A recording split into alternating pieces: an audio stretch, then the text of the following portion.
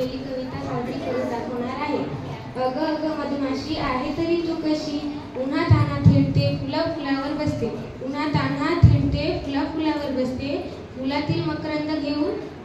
मधाचे मधुर पोळे तू बनवते,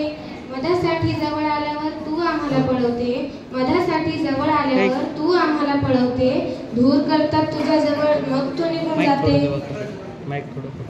दूरवरून तुझा आवाज ऐकताच आम्ही खूप घाबरतो, दूरवरून तुझा आवाज ऐकताच आम्ही खूप घाबरतो, चावा तुम्ही घेताच अंगाला घाम आम्हाला येतो,